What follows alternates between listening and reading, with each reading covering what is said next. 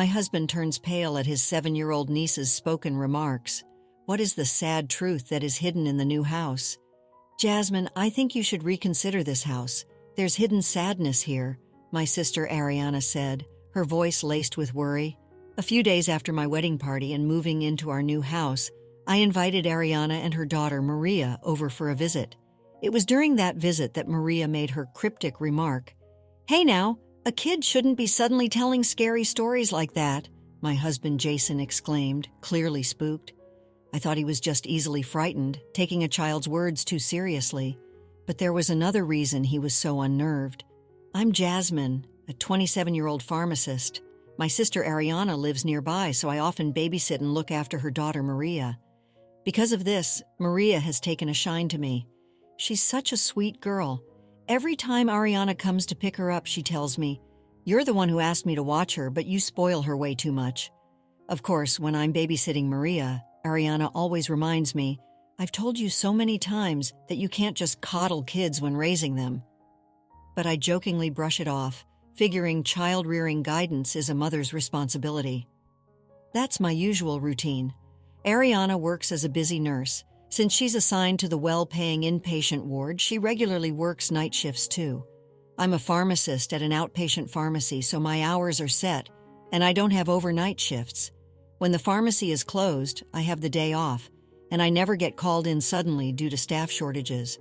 So when Ariana is swamped, I end up taking care of Maria. Maybe it's because she understands her situation, but compared to other 7-year-olds, Maria is composed and sensible. They say girls mature faster than boys, but in Maria's case, I think it's mostly due to her home environment. In my efforts to make sure she doesn't feel lonely, I ended up spoiling her a bit. Maria is a quiet, low-maintenance child, but she does have one ability that normal folks find hard to comprehend. For example, if I say something like, "We played so much at the park today, I didn't realize how late it got. Should we take a shortcut home?" Maria will respond with, "Jasmine, not that way. There's something bad there, so let's go the long way around." Something bad? I've heard that children are very intuitive and can sense things adults can't see or hear, but is that true? Honestly, I'm a bit skeptical. Then one day, a regular male customer at the pharmacy asked me out to lunch. When you hear "a regular at a pharmacy," you might assume they're chronically ill. But that's not always the case. This man was seeing the doctor regularly due to a work-related injury, but he was otherwise quite healthy. Since he frequently came to the pharmacy where I work, we started to make small talk and got to know each other a bit. As his injury was steadily improving, he mentioned he might not need to come in anymore. He invited me to lunch. After a few lunch dates, he asked me out to dinner. We had drinks at a rather fancy bar. His name was Jason. With some alcohol in me, I started to let my guard down and open up to him about myself, and I began to think crossing the line with him was just a matter of time. That's when he passionately proposed to me. "I want to marry you right now. I can't imagine my life without you, Jasmine," he said. When he said that, I was so happy and moved that he needed me in his life. I couldn't find any reason to refuse, so I felt drawn in and agreed to marry him. Then Jason lifted me in his arms with no regard for who might see. Giddy like a child, I found that side of him charming too. Furthermore, he suggested, "Let's have a wedding ceremony with just the two of us right away." He said he had an acquaintance in the bridal industry who would prioritize our wedding above all else. It was a delightful suggestion, but I really wanted to be blessed by my loved ones at the wedding ceremony, so I turned down that idea. Jason looked disappointed, which honestly pained me to see. Nevertheless, my desire to have my loved ones' blessings was firm, so I stuck to my stance. Though he seemed let down, he respected my feelings and backed off. I was fond of that considerate nature of his as well. The day after experiencing the greatest happiness of my life, I caught Ariana before work to tell her the wedding news. Seeing her so overjoyed for me, as if it were her life event, I felt I had made the right choice by not getting swept up in the moment and holding a private ceremony. As I was dreamily reminiscing about the events of the previous day, I got a message from Jason saying he wanted to see me. I had heard early in our relationship that Jason had a younger sister, but I found out she was sick in the hospital. When I asked him why he didn't tell me sooner, he said he didn't want me to accept his proposal out of sympathy. I told him I wouldn't agree to marry him just out of pity, and he gently replied, "I know." When Jason showed me a photo of his sister, he shared, "When I told my sister about you, Jasmine, she said she couldn't wait to have you as a big sister. I wanted to fulfill her wish as soon as possible. When he took my hand and said, 'Let's become a family soon,' I felt myself getting carried away again. But even before I married Jason, there shouldn't have been any issue with me visiting his sister. I asked Jason if I could please go see his sister in the hospital, but he told me, 'Shortly after I met you, her condition worsened and she couldn't have visitors anymore.' When I asked, 'Is it really okay for you to be seeing me when your sister is going through such a hard time?' he said, 'The only thing I can do for my sister right now is pray.' Seeing him overwhelmed with the feeling of helplessness, saying, 'Damn it all, I can only rely on God,' I sincerely wanted to be by his side, supporting him. From the next day onward, I heard nothing at all from Jason. I wondered if his sister's condition had deteriorated. I hoped he wasn't pushing himself too hard.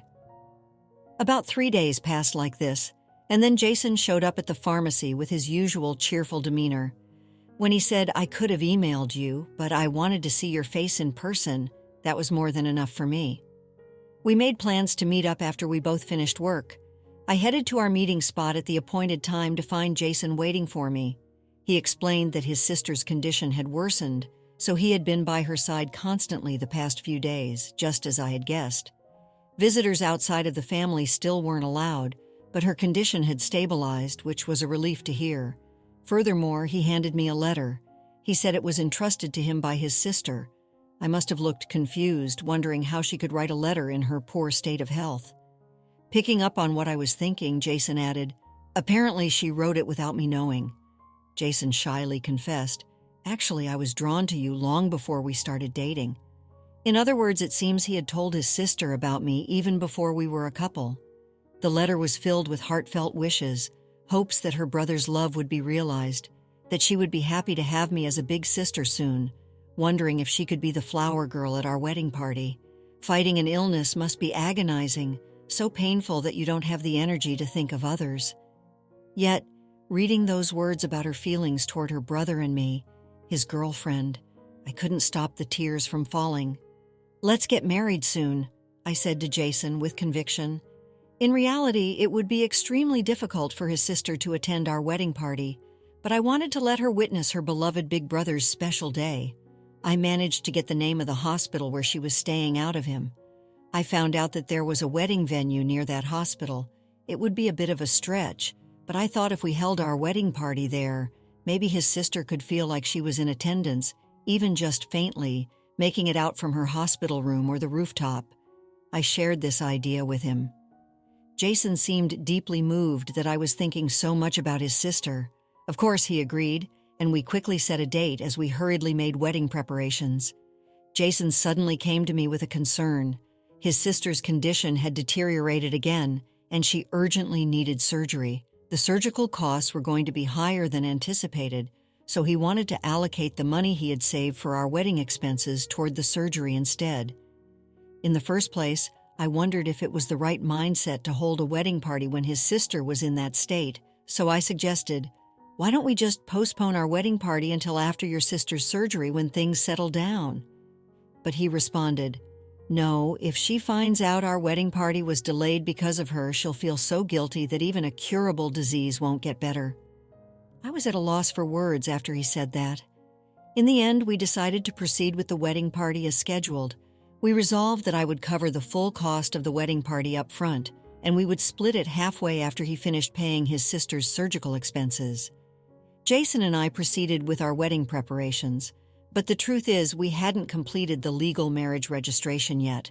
We had decided to hold our wedding party as planned to reassure his sister, but we had agreed to choose an appropriate time for the official registration. Even though we weren't legally married, Jason was still the person I sincerely loved, and I was already prepared to welcome his sister into my family on our wedding day. A fair number of our close friends and family gathered. My sister Ariana even took time off work because it was her little sister's special day. My cute niece Maria also attended, dressed up for the occasion. But perhaps because she doesn't interact much with adult men, or maybe she's just shy, she didn't really try to talk to Jason and quickly hid. I watched her adorable behavior with a smile. The ceremony was held in a small church. The venue was decorated with lovely flowers, and a gentle light streamed in. Surrounded by our cherished guests, I exchanged eternal vows with Jason. Afterward, a reception was held at a restaurant near the church. Amidst the intimate atmosphere, we received congratulations from our guests. Ariana gave a wonderful speech saying, "I sincerely wish for my sister's happiness." I felt increasingly enveloped in bliss throughout the reception. Jason had a constant smile on his face, but occasionally I could see hints of concern about his sister's condition. It was understandable. I gently encouraged him during those moments. Although we weren't legally married yet, we would overcome difficulties together from now on. I silently vowed this to myself. After the wedding went smoothly, I moved into the house where Jason had been living. He had suggested I move in there since it was too big for him alone, so I decided to do so. Given the situation with his sister's surgery expenses, it wasn't realistic for us to get a new place, so we figured I would just move into his house in a crashing at his place kind of way. Hey, pause for a moment. Would you care to support us? Like this video and subscribe for more. Now let's dive back into the story. While Ariana understood my decision, she still worried that a new home might be better. She seemed so concerned that to put her mind at ease, I decided to invite her and Maria over. Jason readily agreed to have them visit. As soon as Ariana arrived, she started checking every corner of the house, showing her worry. "Ariana, this is a bit rude, you know," I said. "Wow, being the president of an import company sure is profitable," Ariana remarked. "Does this put your mind at ease now?" Jason responded to my sister. For the time being, my sister seemed satisfied. However, with me moving in, it became difficult to babysit Maria as frequently as before. It was too far to watch her often, plus I realized my time would also be limited, as I wanted to help take care of Jason's sister going forward. At that moment, Maria suddenly started saying something cryptic out of the blue. "Jasmine, I think you should reconsider living in this house. There's hidden sadness here," she said. "I believe what?" I couldn't help but ask.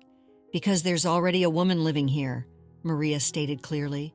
"Hey, there are things even kids should and shouldn't say," Jason said, seeming offended. "Wait, can you see her?"